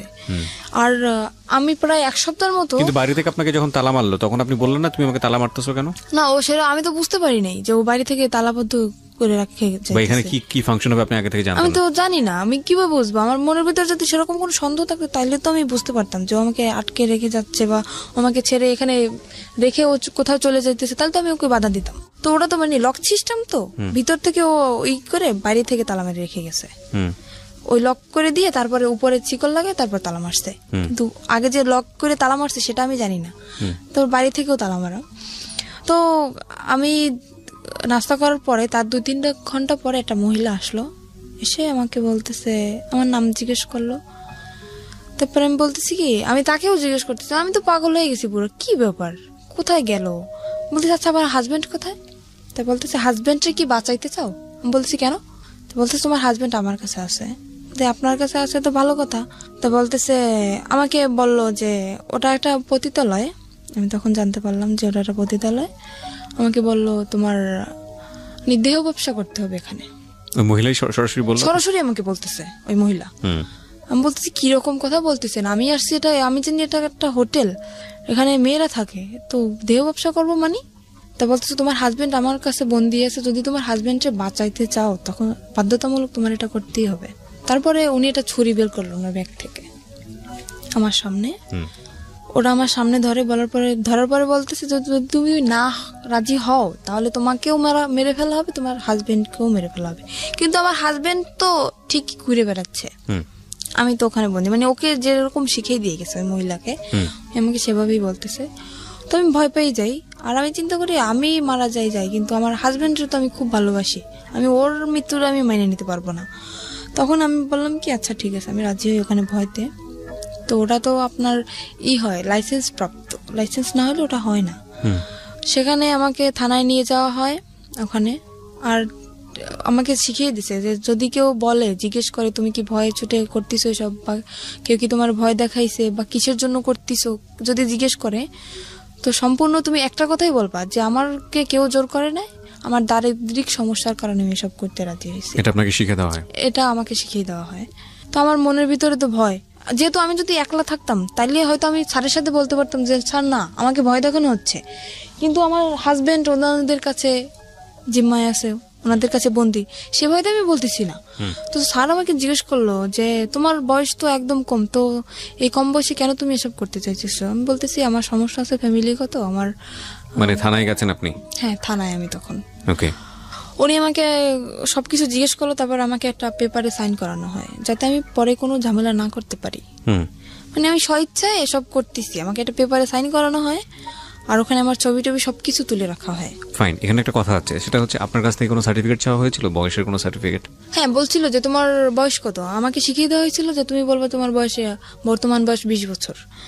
আমি বলছি 20 বছর বয়স। তো উনি সেরকম একটা সার্টিফিকেট বলছিল, সার্টিফিকেট আছে? আমি বলতেছি যে হ্যাঁ সার্টিফিকেট তো আছে, সেটা তো বাসায়। তো উনি আমাকে কাছে দেখতে চায় না, বলে না যে তোমার সার্টিফিকেট আমাকে দেখাও, সেটা আমাকে বলে না। আমি মুখে বলছি যে আমার বয়স 20 বছর, ওই পর্যন্তই এনাফ। তারপরে সেখান থেকে আমাকে নিয়ে আসা হয়, নিয়ে আসার পরে তার পরের দিন, মানে কথাটা বলতে আমার কিছু একটা সংকোচ বোধ হচ্ছে, আপনি আপনার মতো করে বলেন, কোনো সমস্যা নাই। সেখান থেকে পরের দিন সকালে ঘুম থেকে ওঠার পরে ওয়াশরুম তো ভিতরেই, গোসল করি। গোসল করার পর একটা ছেলে আসে আমার রুমে। তখন আমাকে একটা মেয়ে বলে যায় খবরদার ছেলের সাথে যেন কোনো রকম খারাপ আচরণ না হয়। তো ছেলেটা খুবই ভদ্র, আমি সারা জীবনের জন্য দোয়া করবো যাতে ওকে আল্লাহ মানে সাফল্য যেটা চাইছিল, ওর জীবনের সমস্ত কাহিনী আমাকে বলছিল। তো একটা মেয়ের সাথে এরকম রিলেশন করছিল। ছেলেটা আসার পরে কি হয়েছে? ছেলেটা আসার পরে আমাকে তখন ও রুম ভিতর থেকে বন্ধ করে দেয়। তখন আমি বুঝতে পারছি যে কেন আসছে, একটা ছেলে একটা মেয়ের রুমে কেন আসে। আমি বললাম কি, আমি ওর পা জড়াই ধরলাম যে দেখেন ভাই, আপনি আমার ভাই, আমার তো ভাই নেই, আপনি আমার ভাই, এখানে আমি ইচ্ছাকৃতভাবে আসিনি, এরকম আমার হাজবেন্ডকে আটকে রাখা হয়েছে, আর ওর ওখানে যে যা কিছু হয় ও সবকিছু জানে যে ওর ভিতরে আসলে কি হয়, আর আরো তো মেয়েরা আছে, তো সে তাদের কাছ থেকে হয়তো ও শুনছে যে কিরকম কি এখানে সিস্টেম। আমি সমস্ত কিছু বললাম যে এরকম আমার হাজবেন্ডে আটকে রাখছে, আমাকে এরকম ভয় দেখাইছে। ও বলতেছে কি তোমার হাজবেন্ড এখন কোথায় সেটা তুমি জানো? আমি বলতেছি আমি জানি যে হাজবেন্ড ওদের কাছে এখনো বন্দি আছে। তা বলতেছি সেরকম কিছুই না, এখানে সিস্টেম হচ্ছে তোমার মেয়েদের এখানে নিয়ে এসে বিক্রি করে দেওয়া হয়। তখন আমার বিশ্বাসই হইতেছে না, এরকম আমার হাজবেন্ড করতে পারে না, এতটা খারাপও হইতে পারে না। ও তখন বলতেছে কি, আচ্ছা ওর কাছে ফোন ছিল, বলতেছে তোমার হাজবেন্ড যেহেতু বন্ধু তাহলে তো ওর ফোনটা অফ থাকার কথা, তাই না? আমি বলতেছি হ্যাঁ। তো বলতেছে তুমি আমার ফোনটা দিয়ে 1 মিনিট ওকে কল করো। তো আমি বললাম আমি কথা বললে তো আমি বুঝতে পারবো না, তো আপনি কথা বলেন। তো ফোনটা দেওয়ার পরে ওই মেয়েটা ধরছে ওর ফোনটা, মানে যাকে সে বিয়ে করেছে। যাকে সে বিয়ে করছে সেই মেয়েটা ধরছে। ধরার পরে বলতেছে কি আপনি কে? বলতেছে আপনি কে মানে? আমি তো যার ফোন আমি তার ওয়াইফ। তখন আমি বুঝতে পারলাম যে ছেলেটা যা বলছে সম্পূর্ণ সত্যি। তখন আমি বুঝতে পারলাম। তো আমি বললাম কি যে ভাই দেখেন, আমি যদি আপনার বোন হতাম আপনি কি এটা মেনে নিতে পারতেন? তো বলতেছে না, কখনোই না। বলতেছে আপনার দুটো পায়ে ধরে আপনি আমাকে কিছু করেন না। তখন ছেলেটা আমার করুণা দেখে ছেলেটা নিজেই কেঁদে ফেলছে। ছেলেটা বলল কি আচ্ছা ঠিক আছে আমি তোমাকে কিছু করতেছি না, কিন্তু এরপর নেক্সট টাইম যে আসবে সে তো তোমাকে ছেড়ে দেবে না, কারণ এখানে টাকার বিনিময়ে সব কাজ করা হয়, টাকা দিয়ে তো কেউ তোমাকে ছেড়ে দেবে না। তো তুমি যদি চেষ্টা করো, আমার মনে হয় তুমি চেষ্টা করলে এখান থেকে বের হতে পারবা। ছেলেটা আমাকে বলে, বলতেছে যে করছে আমি নেক্সট টাইম যদি আমি কখনো আসি তোমার জন্য আমি সাহায্য করার করব। ও বলতেছে যে আমি একটা মামলা করব, যে তোমার ফ্রেন্ড হিসাবে, আমি তোমার ক্লাস ফ্রেন্ড সেই হিসাবে আমি তোমার জন্য একটা মামলা শিট নিয়ে আসবে, ওখানে আমার সইটা শুধু থাকবে আর সম্পূর্ণ কিছু ওই লিখে নিয়ে আসবে যেটা লেখার। আমি বলতেছি সেটা তো হবে না, কারণ ওখানে আমার সই নেওয়া হয়েছে যাতে আমি কোনো কিছু না করতে পারি। হ্যাঁ, পুলিশ ফাঁড়িতে। তো বলতেছে তাহলে কি করবা, দেখো কি করতে পারো। ও তো চলে গেল। এবার আমি দরজাটা আমি নিজেই বন্ধ করে দিলাম। দেওয়ার পরে আমি খুঁজ দিছি যে ছুরি বা অন্য কিছু যদি আমি পাই, আমি আত্মহত্যা করার চেষ্টা করতেছি। তো আমি খোঁজাখুঁজি করতেছি, খুঁজতে খুঁজতে উপরে যে সানসেটের পরে ওই যে আপনার বক্স ছিল, বক্স আনছে আমার জন্য, ওই রুমে সবকিছু নিয়ে আসছে আমার জন্য, যেহেতু ওই রুমে আমি থাকবো, সবকিছু নিয়ে আসছে। তো বক্সের যে কার্টুনটার ভিতরে আপনার ইঁদুর মরা ওষুধ। আমি পাইয়ে তো মানুষ তো কষ্ট হয়, কিন্তু আমি পাই তো মহা খুশি। আমি ওটা পাওয়ার পরে অনেক খুশি আমি, যে আমি এখানে এসব করার থেকে কারে আমি ভালোবাসলাম, কার জন্য আমি রাজি হইলাম, যাকে বাঁচানোর জন্য আমি রাজি হইলাম সেই আমাকে দিয়ে এসব করাচ্ছে, আমি আর নিজের জীবন আমি রাখতে চাই না। তো আমি পুরো প্যাকেট খেয়ে ফেলার পরে দরজা খুলে দিলাম। আবার দেওয়ার পরে আবার আরেকটা ছেলে আসছে, এসে দেখতেছে আমার অবস্থা খুবই খারাপ, পুরো শরীর ঘেমে গেছে আর আমি কথা বলতে পারতেছি না। তো আমার যে ওখানে যে ওই যে মহিলাটা ওনাকে ডাক দিল, ডাক দেওয়ার পর উনি তো ভয় পেয়ে গেছে যে এখানে যেহেতু আমার থেকে সই নেওয়া হয়েছে, তখন তো ওরা বুঝে যাবে যে আমাকে ভয় দেখানো হয়েছে, আমার থেকে সই নেওয়া হয়েছে, যে আমি স্বেচ্ছায় সব করতেছি, তাহলে কেন আমি বিষ খেলাম, এখানে প্রশ্ন উঠবে না। তখন উনি আমাকে তাড়াতাড়ি হসপিটালে নিয়ে গেল। হসপিটালে নেওয়ার পর আমাকে ওয়াশ করানো হলো, তারপরে ওখানে হসপিটালে আমাকে ভর্তি করলো। করার পরে মোটামুটি থানায়ও খবরটা চলে গেছে, থানার স্যার আমার কাছে আসলো, এসে তখন আমি পুরো অজ্ঞান, তখন আমার জ্ঞান আসে নাই। তো স্যার তখন আমাকে কিছু জিজ্ঞেস করতে পারে না, চলে গেছে। যাওয়ার পরে 1 সপ্তাহ পরে ওই যে আমার হাজবেন্ড ও আসে, ওর কাছেও খবর চলে গেছে। ও আসে আমার তো অক্সিজেন লাগানো, তারপরে মুখে তো খাইতে পারি না, এনজি টিউবে খাই। তো আমার হাতটা ধরলো, সেরকম একটা কথাও বলতে পারি না। আমি ওকে দেখে কেঁদে ফেলছি আমি, যে কি আমি অ্যাকশন নিতেছি, কেন তুমি আসছো, আমার ডক্টর সবাই আমার সামনে, আমি ওখানে অ্যাকশন নিতেছি, তুমি কেন আসছো, তুমি এখান থেকে চলে যাও। আমি এক নজর ওকে দেখার পরে আমি চোখ বন্ধ করে ফেলছি, এতটা ঘৃণা আসছে আমার। আমি বললাম তুমি চলে যাও এখান থেকে, আমি তোমাকে দেখতে চাই না। তো সেখান থেকে ও বললো কি আমি চলে যাবো ঠিকই, কিন্তু তোমাকে সাথে নিয়ে যাবো। আমি কোথায় নিয়ে যাবো, আবার আমাকে কোথাও বিক্রি করার ইচ্ছা আছে তোমার, কোথায় নিয়ে যাবো আবার? তো আমার হাতটা ধরলো, ধরার পরে বললো কি যে আমি আসলে বুঝতে পারিনি যে তুমি আমাকে এতটা ভালোবাসো, তাহলে আমি এটা করতাম না কখনোই। আমাকে আমার কাছে মাপ চাইলো যে আমি আর কখনো এরকম করবো না, মেয়েটাকে আমি ছেড়ে দেবো, তুমি যেটা বলো আমি সেটাই শুনবো। অনেক করুণা করার পরে আবারও আমি ওকে বিশ্বাস করলাম, এত কিছু করার পরেও আবারও বিশ্বাস করলাম ওকে আমি। সেখান থেকে হসপিটাল থেকে আমার রিলিজ দেয় নাই তখনও, ডাক্তারের না বললে আমি সুস্থ না তখনও, নার্সরে উনি কিছু টাকা ঘুষ দেওয়ার পরে আমার ওই যে এনজি টিউব পরানো, তারপরে আপনার অক্সিজেন লাগানো, হাতে ক্যানুলা করা, সবকিছু খুলে তারপরে সেখান থেকে নার্সরে কিছু টাকা ঘুষ দিয়ে ওখান থেকে আমাকে নিয়ে আসে ওগুলো খোলানোর জন্য, কিন্তু নার্স তো ডাক্তারের অনুমতি ছাড়া খুলতে পারবে না। উনি টাকা পাওয়ার পরে উনি খুলে দিল ওগুলো, নার্স ওগুলো খুলে দেওয়ার পরে আমি তখন হাঁটতেও পারি না ঠিক মতন, এতটাই ক্লান্ত আমি। আমাকে নিয়ে তখন সে ঢাকা, আমার একটা ফুপু আছে সেখানে আমাকে নিয়ে আসে, আমার আপন ফুপু, সেখানে আমাকে নিয়ে আসে। আর বাড়ি তো গেলে তো যদি এই সমস্ত কথা শোনে তাইলে তো মনে করেন ওরে তো মারবে, সাথে আমিও মার খাবো, যে এত কিছু তাও তারপরও কেন আমি মেনে নিলাম। আমি বাড়ি গেলাম না, আমার সে ফুপুর কাছে গেলাম, যার পর ওখানে আমি 1 মাস পর্যন্ত থাকলাম। থাকার পরে ও বললো কি, দেখো আমি তো কাপড় চোপড় কিছুই নিয়ে আসিনি, আমার কাপড় চোপড় তো সবকিছু বাড়িতে, তা তুমি এখানে থাকো, মানে আমাদের ওখানে চাকরি বাকরি নেওয়ার কথা, তো আমি সুস্থ হবো তারপরে চাকরি নেবো। বললো আমি বাড়ি থেকে আমি কাপড়গুলো নিয়ে আসি আমার, এই বলেও বাড়ি চলে গেল। যাওয়ার পরে ও যেদিন যাবে তার পরের দিন আসার কথা, আসতেছে না। তারপরে আমি বললাম কি ব্যাপার, তোমার আসার কথা, তুমি কেন আসতেছো না? সে ওখান থেকে এসে চলে গেছে, সেই শ্বশুর বাড়ি চলে গেছে, ওর যে সেই শ্বশুর বাড়ি চলে গেছে। ফোন করলে মাঝে মাঝে ওই মেয়েটা ধরে। তারপরে আমি বুঝতে পারলাম আস্তে আস্তে, অনেক কান্নাকাটি করছি, অনেক রিকোয়েস্ট করছি, তুমি আমাকে নিয়ে যাও নিয়ে যাও। সেখান থেকে আমার আব্বু আম্মু যখন জানতে পারি আমি ওখানে, আমাকে নিয়ে যায়। নিয়ে যাওয়ার পরে ওই যে মহিলা, ওই মহিলাকে নাম্বার দিয়ে দেয়, আমার আম্মুর নাম্বার দিয়ে দেয়। কিসের জন্য জানেন? যাতে আমি আমার বাড়িতেও জায়গা না পাই, আর ওর কাছেও যাতে আমি না যেতে পারি। ও ওর বাড়িতে সম্পূর্ণ সবাইকে জানাই দিছে যে আমি এসব করি, আমি বিয়ের আগে এসব করতাম, ও জানতে পারছে, সেজন্য ও আমাকে ডিভোর্স দিতে চায়। আসলে তো কিছুই না সেরকম, ও নিজে করছে এগুলা। এটা বলার পরে আমার আম্মুর কাছে ওই মহিলা ফোন করে, করার পরে ওই ফোনটা আমার আব্বু ধরে। ধরার পরে ওই সম্পূর্ণ কথা মানে বানাই বানাই যা বলার সব বলছে, যে আপনার মেয়ে এতদিন শ্বশুর বাড়ি ছিল না, আমার এখানে ছিল, এসব করতো। আর এসব কথা শোনার পরে আমার আব্বু তো সবাইকে বলে দিল। মানে এই ফোনটা কে ধরেছে? আমার আব্বু, সদাব্বু। না, আমি আসলে এই জিনিসটা একটু ক্লিয়ার হতে চাই। ফোনটা কে করেছে, কাকে ফোনটা রিসিভ করেছে কে? ফোনটা করছে আমাকে যেখানে বিক্রি করে দেওয়া হয়েছিল, ওখানে যে মহিলা ছিল উনি ফোন করছে। উনি ফোন নাম্বারটা নিছে আমার হাজবেন্ডের কাছ থেকে। কাকে করেছে ফোনটা? ফোনটা করছে আমার আম্মুর ফোনে, কিন্তু ফোনটা রিসিভ করছে আমার যে আব্বু। মানে তখন তো আপনার আম্মুর বিয়ে হয়েছে একটা। হ্যাঁ, তখন আর একটা বিয়ে ফোন হয়েছে। করে ওই ভদ্র মহিলা, মানে হোটেলের যিনি ইনচার্জ ছিলেন ওইসব কাজের, ওই ভদ্র মহিলা ফোন করে আপনার মাকে বলেছে যে আপনার, আমার মাকে না, আমার সৎ যে আব্বু, মানে আলটিমেটলি আপনার মাকে ফোন করার জন্য বলেছিল, কিন্তু আপনার সৎ বাবা রিসিভ করেছে। সৎ বাবাকে বলেছে যে এই সব কাজ করেছে আপনার মেয়ে এখানে। ওকে। আর উনি যেগুলো বলছে ওগুলো তো সম্পূর্ণ মিথ্যা কথা, রাইট? তারপর মানে উনি চায় যে আমার বাড়ির থেকে যদি আমাকে তাড়িয়ে দেওয়া হয়, তখন আমার বাধ্যতামূলক ওখানে যেতে হবে, কোনো উপায় থাকবে না, কোনো উপায় থাকবে না। তখন আমার আব্বু ওটা শোনার পরে, আমি ওনাকে আব্বু বলেই ডাকতাম, ওটা শোনার পরে সে আমাকে মানে একদম ক্লিয়ারলি বলতেছে তুমি বাড়ি থেকে বের হয়ে যাও। ফ্যামিলির সবাইকে জানাই দিল।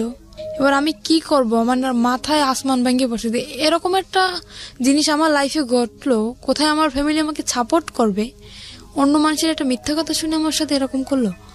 আমি বাড়ি থেকে বের হয়ে চলে আসলাম। মাও বললো বাড়ি থেকে বের হয়ে যেতে? আম্মুর তো কিছু করার নেই, ফ্যামিলির থেকে যেহেতু সবাই এরকম বলতেছে। কিছুই বললো না মা? আম্মু তো কান্নাকাটি করতেছে, আম্মু তো আমাকে আসতে দেবে না। তখন সে আব্বু বলতেছে তুমি যদি তোমার মেয়েকে না সরো আমি তোমাকে ডিভোর্স দিয়ে দেবো। তা আম্মুকে আমি বললাম আম্মু এতদিন তো দূরে ছিলাম, থাকছিলেন আমারে ছাড়া, তো এতদিন যেরকম ফোনে কথা বলছি এখনো সেরকম, ঠিক সেরকম তোমার সাথে আমার ফোনেই কথা হবে, আমি এখানে থাকবো না। কারণ আমি যদি এখানে থাকি এই ব্যাপারটা গোটা এলাকায় জানাজানি হয়ে যাবে, আমি এটা চাই না। বাড়ি থেকে বের হয়ে চলে আসলাম। বাড়ি থেকে বের হয়ে চলে আসে আমার যে ওই ফুপুর কাছে ছিলাম ঢাকায়, ওখানে আবার আসলাম। আসার পরে ওনার কাছে 15 দিন থাকার পরে ওখানে কোনো চাকরি বাকরি হইতেছে না, কারণ যেহেতু বাড়ি থেকে একদম বের হয়ে চলে আসছি, বাড়ি তো আর যাবো না, চাকরি বাকরি কিছু তো একটা করা লাগবে।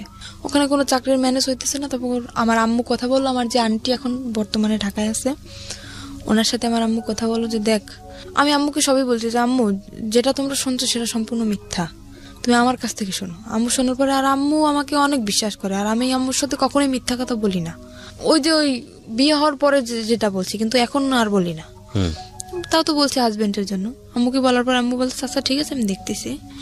তো আম্মু সেখান থেকে আমার আন্টির সাথে কথা বলে, আন্টির সাথে কথা বলার পরে আন্টি বললো ঠিক আছে আমার কাছে আসো। ঈদের 3 মাস আগে বলতেছে ঠিক আছে আমার কাছে আসো তুমি। আসলাম, সেখানে আসার পরে ট্রেনিং করলাম, ওই যে আপনার এখন যে নার্সিং ট্রেনিং জবটা করতেছি নার্সিংয়ে, সেখানে ট্রেনিং করলাম। করার পরে তারপরে আবার অসুস্থ হয়ে গেলাম। সেখানে অসুস্থ হওয়ার পরে প্রায় 2.5 মাস যাবৎ বসা, তারপরে কোনো চাকরি বাকরি হইতেছে না। আমার আপন ফুপুর বাসায় চলে আসলাম। সেখান থেকে আমার আম্মু কথা বলে আমার আন্টির সাথে, সেখানে 15 দিনের মতো থাকলাম। আমার আম্মু কথা বলে আমার আন্টির সাথে যে এরকম ওর সমস্যা, ওর জন্য একটা চাকরি দেখতো না। তো আন্টি বললো ঠিক আছে, ওকে আমার কাছে পাঠিয়ে দাও। তো আমার সে আন্টি তো থাকে নারায়ণগঞ্জে, ওই যে ফুপু, তাকে আমি আন্টি বলেই ডাকি। সেখান থেকে আমি আমার আপন যে খালা তার কাছে চলে আসলাম। আসার পরে সেখানে একটা এই যে এখন যে চাকরিটা করতেছি সেখানে ট্রেনিং করি। ট্রেনিং করার পরে আমি হঠাৎ অসুস্থ হয়ে যাই। অসুস্থ হওয়ার পরে 2.5 মাস বসার পরে আমি ওকে একদিন কল দিই আমার আন্টির ফোন দিয়ে। ওকে, মানে আপনার হাজবেন্ড? আমার হাজবেন্ডকে কল দেওয়ার পরে ও শুনলো যে আমি ঢাকায় আছি।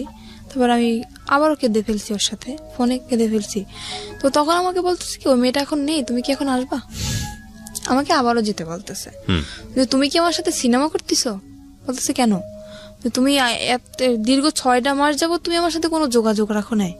ওই যে চলে গেছো, তারপরে কত কান্নাকাটি আমি করছি, তুমি আমাকে তো নিয়ে যাওই নাই, আর তুমি নিজেও আসো নাই, এখন আমাকে যেতে বলছো, তুমি কি আমার আবার জীবনটা নষ্ট করতে চাও?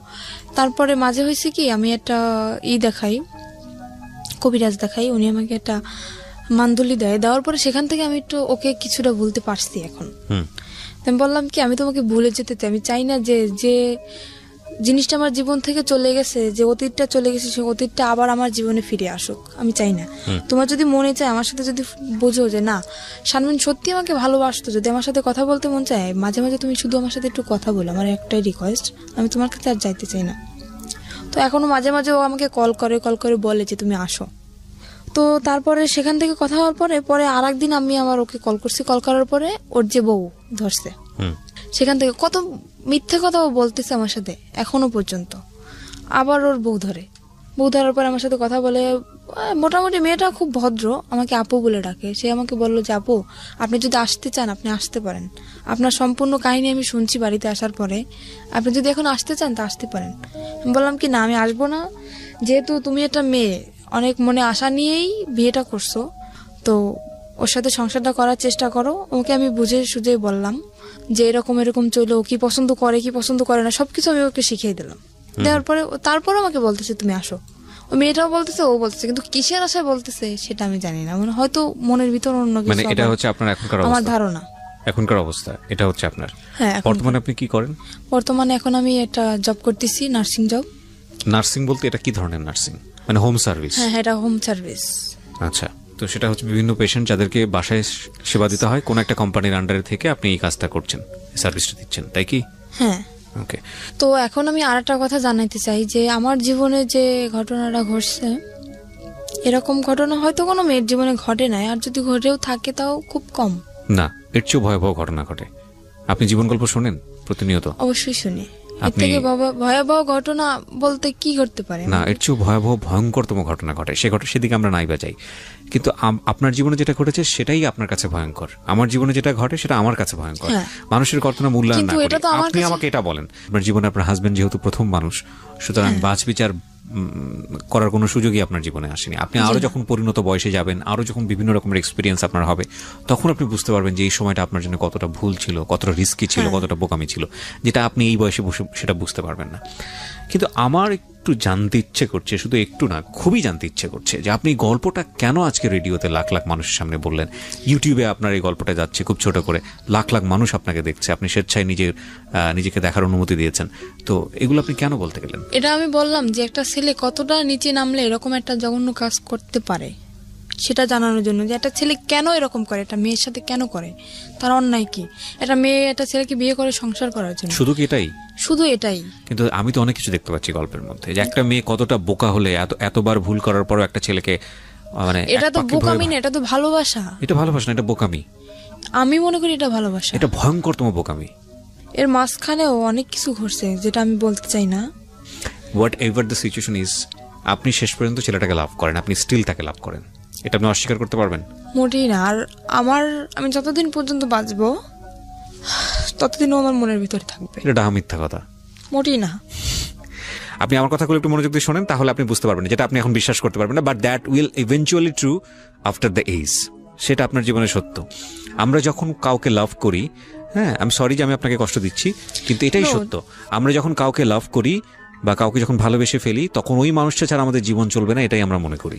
বাট এটা যে চরমতম মিথ্যা কথা এবং এটা যে আসলে সত্য না, না এটা আমি এখন মনে করতেছি, জীবনটা কারোর জন্য কখনো থেমে থাকে না। না আপনি যে বললেন না যে একটু আগে যে আপনি তাকে ভালোবাসাটা আমার মনের ভিতরে থাকবে, আমি সেটা বলছি। থাকবে না আপনার ভালোবাসা? অবশ্যই থাকবে, ডেফিনেটলি থাকবে না।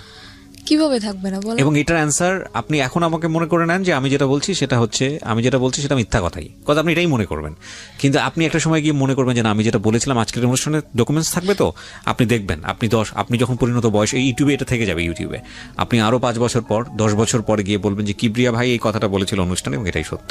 আপনাকে আমি আরো 10 বছর পর ইনভাইট করবো এই অনুষ্ঠানে, আমি যদি করি, আমি আপনাকে ইনভাইট করবো এবং আমার যে কথাটা ছিল যে এটা থাকবে না, শুধু ঘেন্নাটুকু থাকবে, ভালোবাসা থাকবে না। এবং এই ফিলটাই থাকবে আজ থেকে 5 বছর পর, 10 বছর পরে। আমি যেটা বলতে চাচ্ছি যে আপনার ওই পরিণত বয়সটা নাই, ম্যাচুরিটিটা নাই। নইলে একটা মানুষ আপনাকে মৃত্যুর মুখে ঠেলে দিয়েছে, একটা মানুষ, নারীর সতীত্ব যেটা, এটা আমাদের সমাজে মনে করা হয় একটা নারীর সতীত্ব না থাকলে আর কিছুই নাই। আমাদের সমাজ, আমাদের সামাজিকতা এটাই, খুবই ভঙ্গুর একটা মানসিকতা, এবং সেই জায়গাটায় ফেলে দিয়েছে। আপনি যে ধরনের অর্থনৈতিক, আমি যদি আরো সহজ করে বলি, যেই ধরনের ক্লাস মেনটেন করেন বা যেই ধরনের আর্থিক অবস্থার মধ্যে বসবাস করেন, এটা আমরা ধরে নিই আমাদের একেবারে সমাজের প্রান্তিক পর্যায়ের এক মানে মানুষ যারা দিনে দিন খাওয়ার মতো অবস্থা, এইরকম একটা পরিবারে আপনি বড় হয়েছেন, না আছে বাবার সাপোর্ট, না আছে মার সাপোর্ট, হ্যাঁ, এরকম একটা অবস্থা। সেই রকম একটা অবস্থায় থেকে এরকম একটা আন্ডার এজ একটা মেয়ে একটা ছেলেকে লাভ করে বিয়ে করেছে, লাভ করে তো বিয়ে করেনি, একটা বিয়ে দেওয়া হয়েছে এবং বিয়ের পরে লাভ করেছে। তো এইটা 21 বছরের আপনার যে ছেলেটা, আপনি যদি যে কথা বলেছেন এখানে সেগুলো যদি সত্য হয়ে থাকে, আমি তার নাম পর্যন্ত জানতে চাইনি, আমি জানতে চাইও না, আপনি যা বলেছেন এখানে সেগুলো যদি সত্য হয়ে থাকে, 21 বছরের এই ছেলেটাকে এটা খুব ভালো করে বুঝতো এবং সেই ইকুয়েশনগুলো খুব ঠান্ডা মাথায় করেছে যে ওকে যদি আমি এই জায়গাটায় ফেলে দেই, আমাকে বলার কেউ নাই। দেখেন আমি একটা সহজ এক্সাম্পল দিই, আপনাকে এভাবে কেউ কখনো বলেছে কিনা? ও কিন্তু ভয় পায়। ওর চাচা, আপনার চাচা শ্বশুর যে কদিন বেঁচে ছিল, ছোট চাচা শ্বশুর, ও কিন্তু খারাপ ব্যবহার করেনি আপনার সঙ্গে। তার মানে ওর যদি কেউ গাইড করার থাকতো, ওকে যদি কেউ শাসন করার থাকতো, এবং আপনার ফ্যামিলিতে যদি এরকম গার্ডস থাকতো যে না আপনার বাবা ওর একদম মানে সহজ বাংলা যেটা গ্রাম্য ভাষা যেটা বলে টুটি ছিঁড়ে ফেলবে, এরকম যদি কোনো অন্যায় হয় তার মেয়ের প্রতি, ও জীবনও আপনাকে নিয়ে এতটা সাহস করতো না। অবশ্যই, রাইট? সো যেদিন আপনার ওকে শাসন করার মানুষটা মারা গেছে, সেই রাতের থেকেই কিন্তু ওর উলটপালট আচরণ শুরু হয়েছে। রাইট? তো এই জিনিসটা ও খুব সুন্দর করে ইকুয়েশন করে করেছে, কোনটা যোগ করলে যোগ হবে, কোনটা বিয়োগ করলে বিয়োগ হবে। ওর একটা দিক ছিল কি, আমি যখন যতই আমি রাগারাগি করতাম না কেন, ও কোনো কথা বলতো না, একদম চুপচাপ থাকতো, কিন্তু খুব মানে খুব ঠান্ডা মাথায় কাজ করতো। হ্যাঁ, আপনার কথা একদম রাইট। আমি এখন যেটা বলবো আরো অনেক কিছু বের হবে, রাইট? কিন্তু আমি আপনাকে মূলত, আপনি যে কথাটা বললেন না যে ছেলেদেরকে বিশ্বাস করার জায়গাটা, এটা আপনার বয়সের ফিল। এখানে আরো অনেকগুলো বিষয় আছে। আপনার ইমোশনের জায়গাটা থেকে আপনি এত কিছুর পরেও ওই ছেলেটাকে ভালোবাসেন, সেটা আপনার বয়সের কারণেই। আমি এটা বলতে চাচ্ছি, এটাও একটা ভয়ানক রকমের ভুল। লাভ জিনিসটা কি জানেন? লাভ জিনিসটা হচ্ছে উইথ রেসপেক্ট। লাভ জিনিসটা ওয়ান সাইডেড না, এটা একটা সময়ের প্রেক্ষাপটে হতে পারে। হ্যাঁ, আপনি কাউকে ভালোবাসলেন, ঠিক আছে, সে মানুষটা আপনাকে ভালোবাসে না, আপনি সারাটা জীবন তাকে পাগলের মতো ভালোবেসে যাবেন, আপনার জীবনে কেউ আসবে না। দ্যাট ক্যান বি লাইক একটা খুব অল্প সময়, খুব অল্প কিছু, হয়তো লাখে একজন মানুষ, কোটিতে একজন মানুষ, দে আর ডিফারেন্ট। অ্যান্ড এক্সেপশনের জায়গাটা কখনো এক্সাম্পল হতে পারে না। কিন্তু আমরা যারা মোস্ট কমন মানুষ, কমন পিপল যারা, তাদের লাইফে কিন্তু এই ঘটনাটা মানে কম আর বেশি এরকম। আপনার লাইফে এখন পর্যন্ত ওকে রিপ্লেস করার মতো মানুষ আসেনি বলেই আপনার কাছে এখন পর্যন্ত মনে হচ্ছে যে না, ওই মানুষটাই অসাধারণ মানুষ। কিন্তু যখন অন্য কেউ চলে আসবে যাকে ভালোবেসে ফেলবেন, তখন মনে হবে যে না, জীবনে অনেক বড় একটা ভুল। এখানে আমার একটা কথা, কিন্তু হয়তো আপনি এসেছে অনেক, কিন্তু আপনার মনে হয়তো ঘন্টা নাড়াতে পারেনি, আপনার মনের ঘন্টাটা বাজেনি, আপনি সেটা ঘন্টাটা কোনোদিন বাজবেও না। আর এই ঘটনা আমার সাথে ঘটার পরে আমি কোনো ছেলেকে বিশ্বাস করি না। হ্যাঁ, সেটা একটা অন্য অ্যাঙ্গেল, যে কাউকে আমি বিশ্বাস করি না সেটা একটা অন্য বিষয়, কিন্তু মনের ঘন্টাটা বাজবে না সেটার পেছনের কারণ যদি ওই হয়ে থাকে যে না, ওকে আমি ভালোবেসে যাব, তাহলে আমি সেটা বিশ্বাস করি না। দেখেন, আপনার জায়গাটা আপনার মতো, আমি রেসপেক্ট করি, কিন্তু আমি যেটা বলছি সেগুলো সবই অভিজ্ঞতার আলোকে, এই অনুষ্ঠান করার অভিজ্ঞতার আলোকে, নিজের জীবনের অভিজ্ঞতার আলোকে, সবকিছু জায়গাটা থেকে আমি আপনাকে বলছি this is not true, because 16 বছরের জীবন কিছুই না একটা 60 বছরের জীবনের কাছে, কিছুই না। এখন আমি বলতেছি, এবং আপনার 60 বছরে গিয়ে, আপনার 50 বছরে গিয়ে জীবন গল্পটা এমন দাঁড়াবে যে 16 বছর নিয়ে আপনার বলার সময়ই নাই, এমনও হতে পারে। সেটাই, রাইট? সো আমিও আপনাকে জাস্ট একটা জিনিসই বলবো যে 16 বছরের টিনেজ যারা আছো, লাভ আসুক বা যেটাই হোক না কেন, যে ঘটনার প্রেক্ষাপটে আসুক না কেন, ওই মানুষটার যদি তোমার প্রতি কেয়ারিংটা না থাকে, ওই মানুষটার যদি তোমাকে নিয়ে ফিউচার প্ল্যান না থাকে, ওই মানুষটার যদি তোমার প্রতি রেসপেক্ট না থাকে, সম্মান বোধটুকু না থাকে, তাহলে তাকে নিয়ে বারবার ভাবো, ভালোবেসে যাও, কিন্তু তাকে নিয়ে সংসার করার স্বপ্ন দেখো না, তাকে নিয়ে অন্তত জীবনের সামনের দিকে স্টেপ নেওয়ার স্বপ্ন দেখো না। কারণ শুধু লাভ দিয়ে সংসার করা যায় না, শুধু প্রেম দিয়ে স্টেপ সামনের দিকে নেওয়া যায় না। কারণ ওই মানুষটাকে অন্যরকম মানুষ হতে হয়, সেখানে অনেক কিছুর হিসাব নিকাশ ব্যাপার থাকে। এই কথাগুলো এত বেশি কমন এবং এত বেশি আমি বলেছি জীবন গল্পে, আমি জানি না মানে অনেকে হয়তো শুনতে শুনতে মুখস্থ হয়ে গেছে আমার এই কথাগুলো। তো আমি আপনাকে বলবো যে আপনি যেহেতু রাইট নাও একটা জব করেন, you are lucky in that sense, কিন্তু লেখাপড়াটা কন্টিনিউ করাটা উচিত। আপনি কি কোথাও পড়ছেন? এখন আমি আবার লেখাপড়া শুরু করছি বলতে কি মানে এটা তো আমার রেগুলারলি ক্লাস করা সম্ভব না, তো আমার যেহেতু চাকরি করতে হয় আমি এখন উন্মুক্তে ভর্তি হয়েছি, প্রতি শুক্রবার ক্লাস চলতেছে। আর এখন আমি যেটা চাই আমার দিক থেকে যে আমার অতীত যেটা গেছে অতীতই ওটা থাক, আমি চাই সামনের দিকে আগাতে। কারণ আমার ছোটবেলা থেকে যে স্বপ্নটা ছিল সেই স্বপ্নটা আমি আবার পূরণ করতে চাই। কি স্বপ্ন ছিল? আমার ছোটবেলা থেকে স্বপ্ন ছিল আমি একটা পুলিশের চাকরি করব। বিউটিফুল। সেটা আমি আবার এগিয়ে যেতে চাই। আর মাঝখানে হয়তো 2টা বছরে আমার জীবনে অনেক কিছু ঘটে গেছে, সেগুলো আমি মনে রাখতে চাই না। আর এর পিছনে আমি একটা মানুষের সাপোর্ট পাইছি, আমি একটা কথা বলতে পারি, একটা মানুষের সাপোর্ট আমি সবসময়ের জন্য পাইছি। পৃথিবীতে যদি আপন বলতে কেউ থাকে সে হচ্ছে মা, তাছাড়া কিন্তু আমি কারোর সাপোর্টই পাইনি। আর আমি আমার আম্মুকে বলি যে আমার আম্মু যেহেতু এখন অন্যের ঘরে, আমার আম্মুকে বলি আমি আম্মু সারা জীবন সুখে থাক, আমার খোঁজ নেওয়ার দরকার নেই, কিন্তু আমার আম্মু সারা জীবন সুখে থাক, আমি এটাই চাই। আমার আম্মু আমাকে অনেক অনেক সাপোর্ট করছে। আজকে এই যে এখন আবার কন্টিনিউ লেখাপড়াটা আবার চালাইতেছি। আপনি ওপেন ইউনিভার্সিটিতে পড়ছেন এখন, উন্মুক্ত বিশ্ববিদ্যালয়ে পড়ছেন? হ্যাঁ। আচ্ছা, উন্মুক্ত বিশ্ববিদ্যালয়ে আপনি কি দেবেন? এসএসসি দেবেন? জি না, আমি তো এখন 9-এ ভর্তিছি। আবার 9-এ ভর্তি, ওখান থেকে তো এসএসসি দেবেন? হ্যাঁ, ওখান থেকে এসএসসি দেবেন, এবং পাশাপাশি আপনি একটা জবও করছেন মোটামুটি একটা হ্যান্ডসাম স্যালারিতে। আপনার জবের ধরনটা আমি নাইবা এখানে এক্সপোজ করলাম, সেটা হয়তো আপনার কাজের ক্ষেত্রে একটু সমস্যা হতে পারে, but it's a different case. এবং আমি মনে করি যে এত কিছুর পরেও একটা মেয়ে জব করছে, পাশাপাশি পড়াশোনা করছে এবং স্বপ্ন দেখছে, তার মানে ইউ আর লাকি। আপনি বললাম না একটু আগে যে আপনার চেয়েও কষ্টের জীবন গল্প থাকে কিনা, আপনার চেয়েও ভয়ঙ্করতম কষ্টের জীবন গল্প থাকে। এবং কেউ কেউ হয়তো এই স্টেজে এসে শেষ হয়ে যায়, কেউ কেউ হয়তো হোটেলের ওই শিকলটা খুলতে পারে না, সেখানেই সারাটা জীবন শেষ হয়ে যায়। হ্যাঁ, কেউ কেউ হয়তো ওই যে ইঁদুর মারা বিষ যেটা আপনি খেয়েছিলেন ওখানেই হয়তো জীবনটা শেষ হয়ে যায়।